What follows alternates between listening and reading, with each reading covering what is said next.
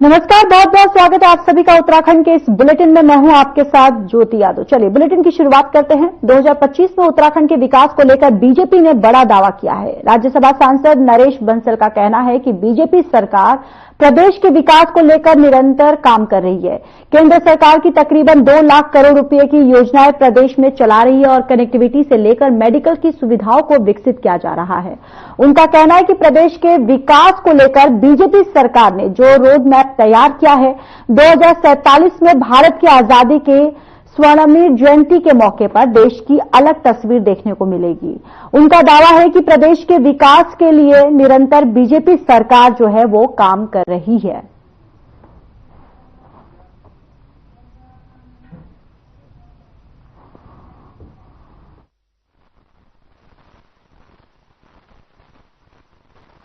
(2047) की ओर आगे बढ़ता हुआ कदम होगा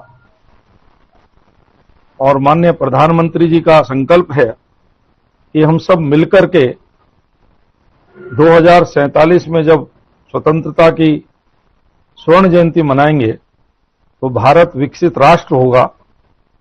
और हमारे यशस्वी मुख्यमंत्री जी का संकल्प है कि उसमें उत्तराखंड अग्रणी प्रदेश होगा। उन्होंने कहा भी है कि जब उत्तराखंड 25 वर्ष का होगा तो भारत के अग्रणी राज्यों में होगा। 2025 में हम 25 वर्ष पूरे कर लेंगे। इस दृष्टि से भी यह गौरवशाली वर्ष होगा।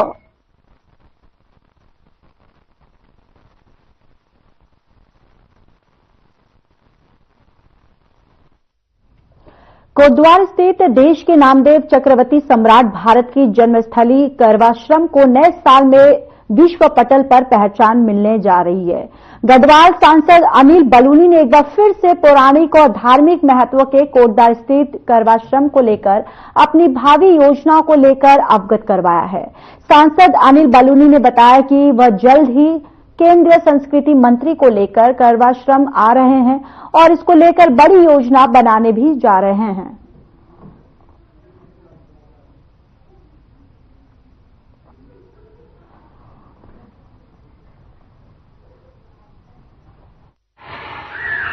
जो हमारे संस्कृति मंत्री हैं गजेंद्र शेखावत जी, उनकी हमारी बातचीत हो चुकी है और हम लोग जल्दी दोनों वहां पर मिलकर आने वाले हैं। और जो कर्णवाश्रम को मैंने कहा था कि एक बहुत बड़ा स्मारक, राष्ट्रीय स्मारक बनाना, उसकी तैयारी चल रही है और मेरे को पूरा विश्वास है कि कर्णवाश्रम बहुत भव्य भी बनेगा। साथ में बहुत बड़ी संख्या में देश विदेश से पर्यटक कर्णवाश्रम, जहां राजा भरत की जन्मस्थली है, उसको देखने के लिए आएंगे। ये मैं इस मामले से एकदम मैं कन्विंस हूं।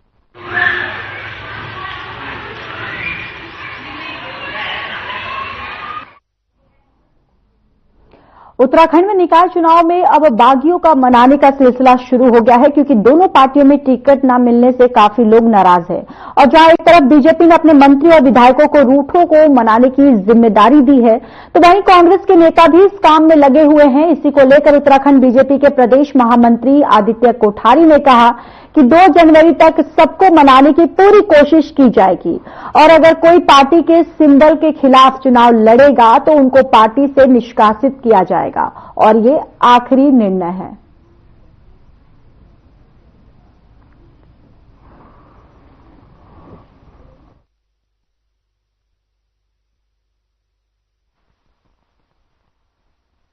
नाम वापसी तक सबसे बातचीत करके जो लोग नाम वापस ले लेंगे अच्छी बात है, और जो लोग नहीं भी मानेंगे तो वो पार्टी की एक प्रक्रिया है, ये एक व्यवस्था है कि पार्टी के चुनाव चिन्ह के खिलाफ जो लोग चुनाव लड़ते हैं उनको पार्टी से निष्कासित किया जाता है। लेकिन ये हमारा अंतिम फैसला होगा। ये एक नेचुरल प्रक्रिया है कि मेहनत मशक्कत करने वाले कार्यकर्ता को यदि टिकट नहीं हो पाता है तो ऐसे में कहीं ना कहीं वो पार्टी से टूटता है।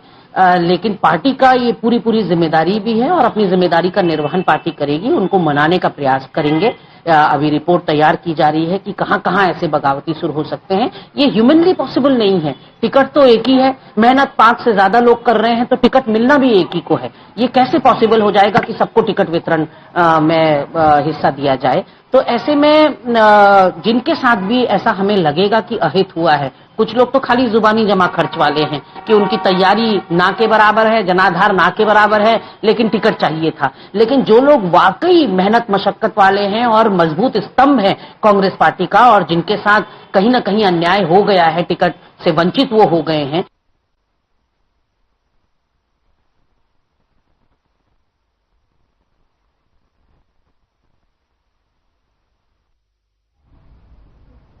पूर्व कांग्रेस राज्य मंत्री बिट्टू कर्नाटक ने निकाय चुनाव से पहले कांग्रेस पार्टी से इस्तीफा दे दिया। उनका ये कदम चुनाव के समय पार्टी के लिए एक झटका माना जा रहा है।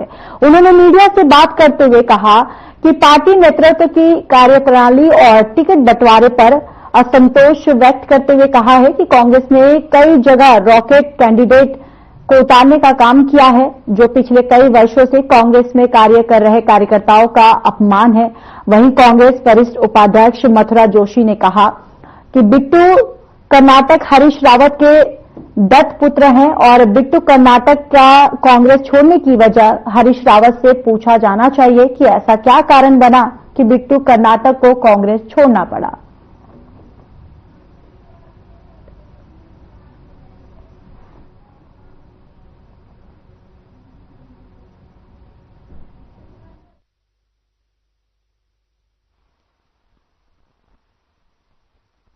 हरीश रावत जी से पूछिए कि बिट्टू कर्नाटक ने कांग्रेस क्यों छोड़ी है, क्योंकि बिट्टू कर्नाटक माननीय हरीश रावत जी के बहुत करीबी लोगों में से एक है। और मैं तो यहाँ कहूंगा कि बिट्टू कर्नाटक तो माननीय हरीश रावत जी के दत्तक पुत्र हैं। ये बात हरीश रावत जी से पूछी जानी चाहिए, क्यों उन्होंने कांग्रेस छोड़ी, क्या कारण ऐसे थे, इसका जवाब हरीश रावत जी से पूछिएगा। देखिए, मैंने मन नहीं बनाया है, मैंने पार्टी के अपने समस्त दायित्वों से, जिसमें मेरे पास वरिष्ठ उपाध्यक्ष का दायित्व था और पार्टी की प्राथमिक सदस्यता से त्यागपत्र दे दिया है। कल मैंने माननीय अध्यक्ष जी से, क्योंकि करण महाराज जी से मुलाकात की और अपने वरिष्ठतम नेता आदरणीय हरीश रावत जी से मुलाकात की, उनको इस्तीफा सौंप दिया। इस्तीफा देने का मुख्य कारण है कि आज पार्टी पदभ्रमित हो चुकी है। हमारी पार्टी अपने पद से भ्रमित होकर ऐसे कृत्य कर रही है जो कार्यकर्ताओं के हित में नहीं थे।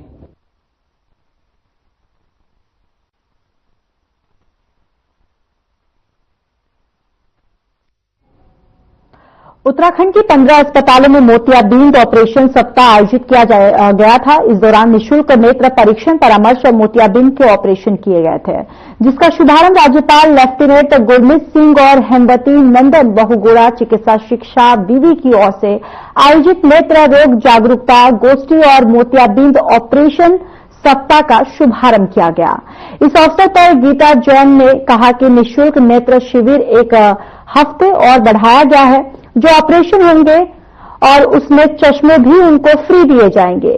जिनके पास आयुष्मान कार्ड नहीं होंगे उनकी भी निःशुल्क नेत्र जांच होगी। उन्होंने कहा कि बढ़ती उम्र के साथ नेत्र रोगों की चुनौतियों का सामना करना आम बात है और ऐसे में यह अभियान समाज के सभी वर्गों के लिए लाभकारी होगा।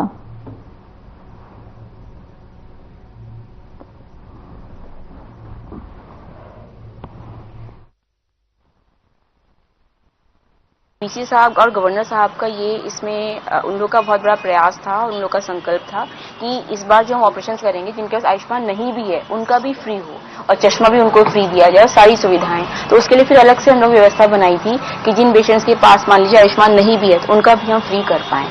तो अच्छा रिस्पॉन्स हुआ, इसीलिए हम उसको एक हफ्ते तक और एक्सटेंड कर रहे हैं। देखिए, आप ओपीडी की बात करें, ओपीडी कॉजेज ऑफ प्रॉब्लम्स, तो ओपीडी की कॉजेज तो आजकल डिजिटल एरा है, तो computer, mobile, laptop, screen related problems होती हैं। लेकिन अगर सर्जिकल कॉजेज की बात करें तो सर्जिकल कॉजेज तो लगभग सिमिलर ही होते हैं, वो ज्यादा उतार चढ़ाव नहीं होता। तो उसमें कैटरेक्ट, ग्लोकोमा, डायबिटिक रेटिनोपैथी, ये सारे सर्जिकल कॉजेज होते हैं।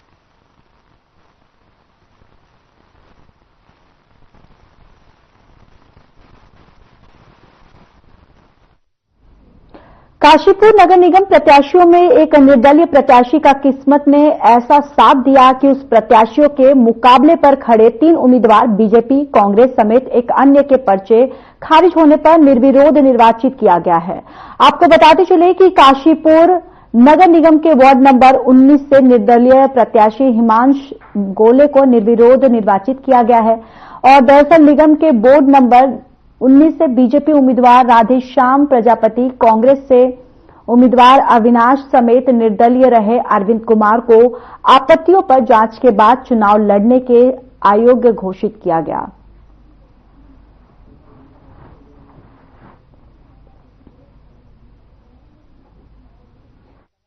काशीपुर नगर निगम में टोटल सभासद के लिए 188 नामांकन पत्र प्राप्त हुए थे। इसमें आज स्क्रूटनी का दूसरा दिन था और स्क्रूटनी में टोटल हमें 11 आपत्तियां मिली थी। इसमें से 2 स्वीकृत की गई हैं और 9 आपत्तियां अस्वीकृत निरस्त की गई हैं। और हमारे टोटल जो उम्मीदवार हैं उनमें से ये बहुत खुशी की बात है आज मेरे लिए। हम अपने वार्ड से पार्षद चुने जाने वाले हैं।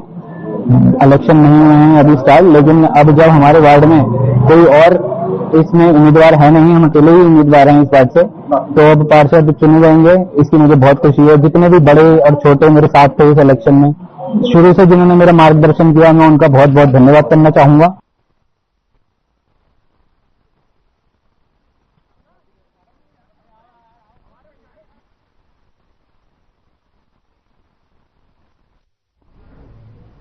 चलिए आगे बढ़ते हैं। उत्तराखंड परिवहन निगम की जर्जर बसों को अब पहाड़ नहीं चढ़ाया जाएगा। जो बसें अपनी आयु पूरी कर चुकी हैं उन्हें नीलाम किया जाएगा और जहां जरूरत है वहां नई बसें चलाई जाएंगी।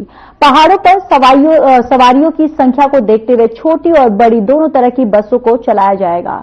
उत्तराखंड परिवहन निगम की प्रबंध निदेशक रीना जोशी ने बताया कि पहाड़ों पर नई गाड़ियों के संचालन के लिए शासन ने फंड उपलब्ध करा दिया है।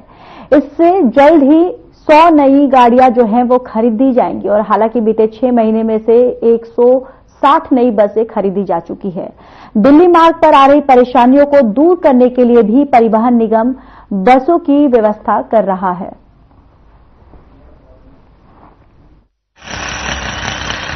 कुछ दिनों पहले ही यहाँ पर एमडी परिवहन निगम का पदभार ग्रहण किया है, तो अभी हम लोग यहाँ पे असेसमेंट कर रहे हैं कि क्या निगम में क्या क्या परेशानियों का सामना करना पड़ रहा है, किस तरह से इसका सुधार किया जाए और कैसे ही इसको प्रॉफिटेबल संस्था बनाई जाए।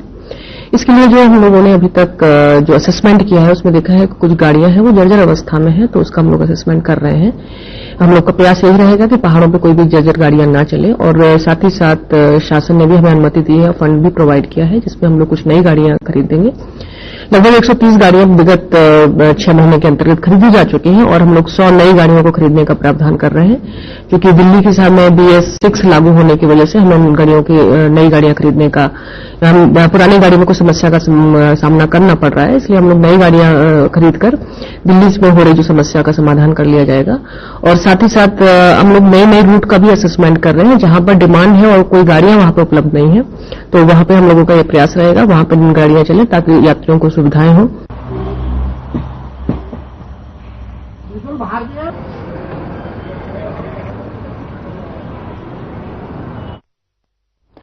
नए साल को लेकर उत्तराखंड में सैलानियों की भीड़ उमड़ चुकी है। ऐसे में अब नए साल के जश्न में उत्तराखंड तमाम पर्यटक स्थल गुलजार हो चुके हैं।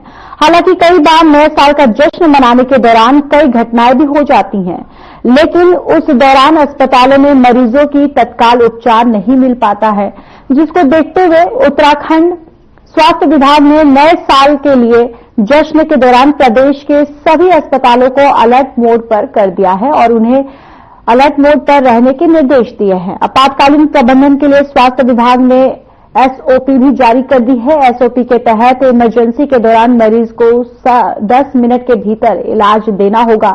स्वास्थ्य सचिव डॉक्टर R राजेश कुमार ने सभी राजकीय मेडिकल कॉलेज और सरकारी अस्पतालों को निर्देश दिए हैं कि अस्पताल यानी कि आपातकालीन चिकित्सा प्रबंधन को और अधिक दुरुस्त किया जाए।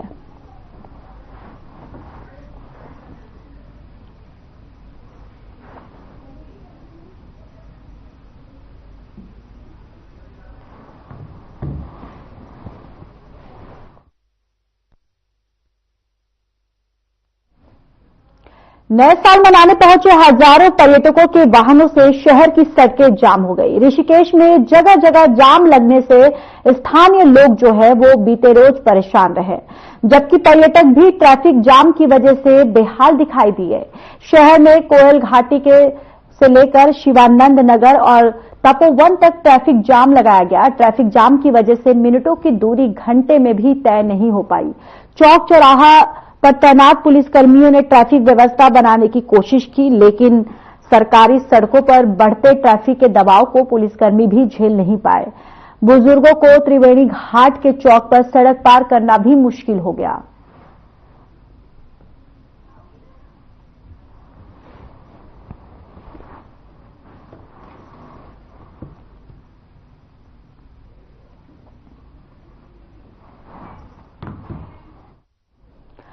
मौसम विभाग उत्तराखंड में जब फिर बारिश बर्फबारी की संभावना जताई जा रही है। मौसम वैज्ञानिक रोहित थपलियाल ने बताया कि 5 और 6 जनवरी को पश्चिमी विक्षोभ के सक्रिय होने की उम्मीद है, जिसके चलते पर्वतीय क्षेत्र में हल्की बारिश और बर्फबारी की संभावना है, जिससे तापमान में भी गिरावट आएगी। वहीं मौसम वैज्ञानिक रोहित थपलियाल ने बताया कि 2 से 3 दिन मैदानी क्षेत्र में घना कोहरा जो है वो छाए होने की यानी कि छाए रहने की संभावना है। उन्होंने हरिद्वार, उधम सिंह नगर, देहरादून, पौड़ी, नैनीताल के मैदानी क्षेत्र में घना कोहरा छाने की चेतावनी भी जारी की है।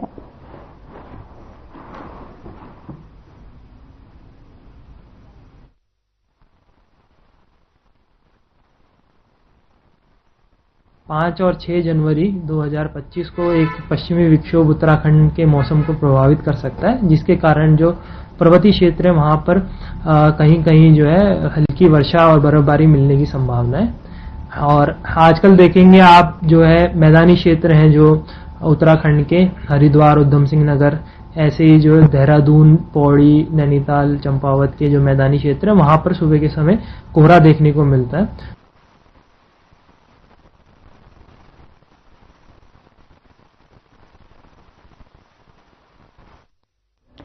चलिए आगे बढ़ते हैं। प्रदेश के सीएम धामी के नेतृत्व में शीतकालीन यात्रा का सफलतापूर्वक संचालन किया गया है, यानी कि संचालन जो है वो किया जा रहा है। सीएम जो डीएम सौरभ गहरवार के निर्देशन में भगवान केदारनाथ के शीतकालीन गद्दी स्थल ओंकारेश्वर मंदिर ऊखीमठ में यात्रा की सुव्यवस्थित और प्रशासनीय ढंग से व्यवस्थाएं की गई है। इन्हीं शानदार प्रबंधों के चलते बड़ी संख्या में भक्त ओंकारेश्वर मंदिर पहुंच रहे हैं। साल 2024 के अंतिम दिन और 2025 के पहले दिन उत्तराखंड ही नहीं बल्कि देश के अन्य राज्यों से भी हजारों तीर्थयात्री ऊखीमठ स्थित ओंकारेश्वर मंदिर में भगवान शिव के दर्शन करने के लिए पहुंचे और तीर्थयात्रियों ने सीएम धामी द्वारा शुरू की गई इस नई पहल की सराहना करते हुए इसे ऐतिहासिक पहल बताया। उन्होंने यात्रा की व्यवस्थाओं के लिए सीएम का आभार व्यक्त किया और आग्रह किया कि इस शीतकालीन यात्रा को हर साल इसी तरह आयोजित किया जाए। मंदिर के मुख्य पुजारी शिव शंकर लिंग ने कहा है, उन्होंने ये बताया और क्या कुछ आगे उन्होंने कहा, आइए सुनते हैं।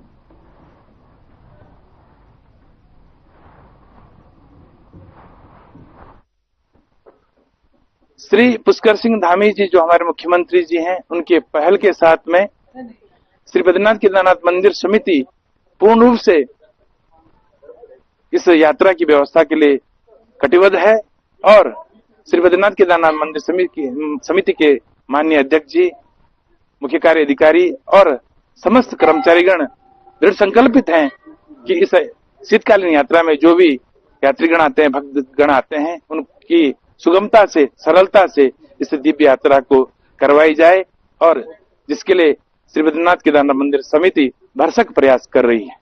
तो आज तक इस दिव्य स्थान पर ये बहुत ही बढ़िया एक पहल है सरकार की तरफ से। जो लोग, कई बार ऐसा होता है कि क्योंकि वो शिव जी के बहुत दुर्गम स्थान पर जाके बैठे तो कई लोग वो यात्रा कर भी नहीं पाते हैं।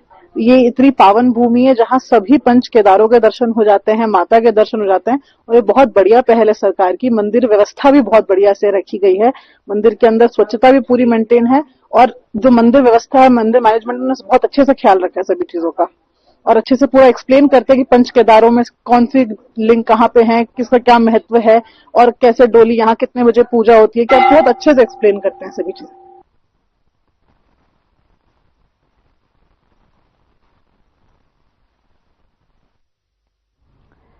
तो इस समय उत्तराखंड शीतलहर की चपेट में है और शीतलहर के बढ़ने के कारण अस्पताल में भी मरीजों की तादाद बढ़ने लगी है। अगर बात राजधानी देहरादून की सबसे बड़े दून अस्पताल की करें तो दून अस्पताल में भी मरीजों की तादाद जो है वो बढ़ने लगी है। दून अस्पताल के सीएमएस डॉक्टर अनुराग अग्रवाल ने बताया कि सर्दी के मौसम में जैसे जैसे सर्दी बढ़ रही है वैसे वैसे मरीजों की तादाद भी बढ़ती हुई नजर आ रही है, क्योंकि सर्दी के मौसम में सांस की बीमारी जो है इन जैसी बीमारी वालों को ज्यादा खतरा बना रहता है और इसके साथ ही दिल के मरीज भी काफी हद तक बढ़े हैं। इसके साथ उन्होंने जनता से अपील की है कि बुजुर्ग, बच्चों और खासकर गर्भवती महिलाएं ऐसे मौसम में घरों से बाहर ना निकले। अगर अति आवश्यक यानी ज्यादा जरूरत हो तो गर्म कपड़े पहनकर ही घरों से बाहर निकले।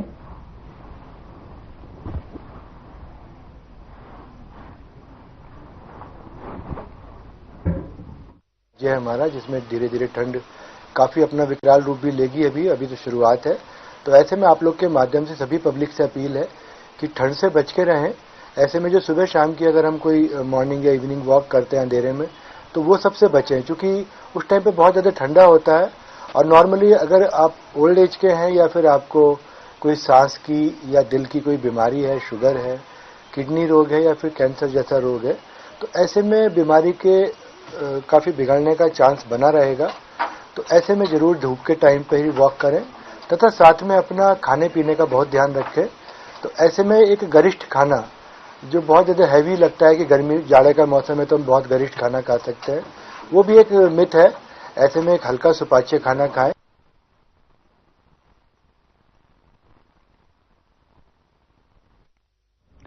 चलिए अब बात खटीमा की करते हैं। खटीमा के भारत नेपाल सीमा स्थित मेलाघाट बाजार और आबादी क्षेत्र में 3 दिनों के भीतर लगभग आधा दर्जन बंदरों की मौत हो गई और कुछ गंभीर रूप से बीमार हो गए। वहीं स्थानीय ग्रामीणों के अनुसार बंदरों के नाक और मुंह से ब्लड आ रहा था और बंदर लड़खड़ाकर गिर रहे हैं और मौत हो जा रही है। वहीं एसडीओ वन विभाग संचिता वर्मा ने बताया कि मेलाघाट क्षेत्र में कुछ बंदरों के मौत होने और बीमार होने की सूचना पर स्थानीय पशु चिकित्सा अधिकारी के साथ मौके का निरीक्षण किया गया, जहां मामला संदिग्ध पाया गया। उन्होंने कहा कि मृत पाए गए बंदरों का पशु चिकित्सा अधिकारी के एक पैनल द्वारा पोस्टमार्टम की कार्रवाई की जा रही है, जिसका सैंपल उच्च स्तरीय जांच के लिए भेजा जाएगा। उसके बाद ही पता चल पाएगा कि बंदरों की मौत किस वजह से हो रही है।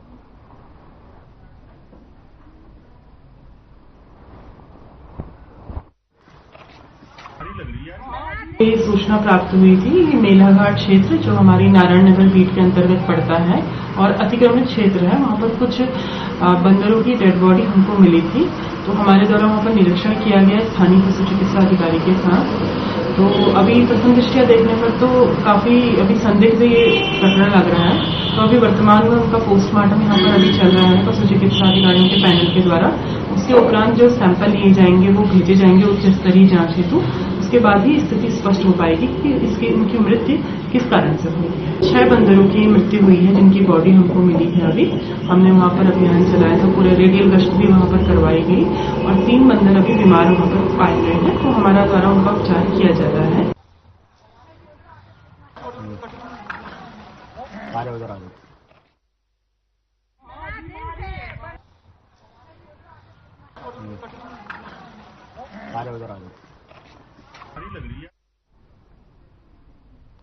तो वहीं उत्तराखंड सरकार यहां पर योजना को लेकर एक कदम बढ़ा रही है। आपको बताते चले कि मुख्यमंत्री पुष्कर सिंह धामी पर्यटन को बढ़ावा देने के लिए कई तरह के प्रयास कर रही है।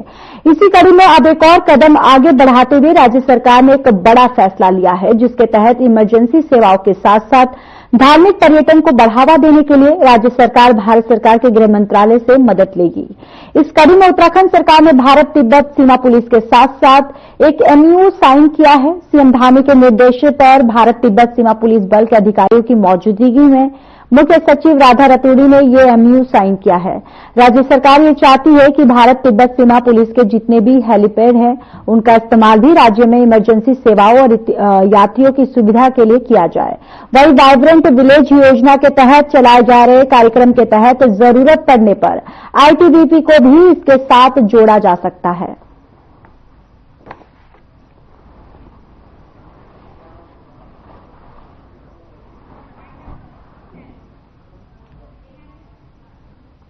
उत्तराखंड के बुलेटिन में फिलहाल के लिए बस इतना ही। बाकी देश और दुनिया की तमाम बड़ी खबरों के लिए बने रहिए हमारे साथ। नमस्कार।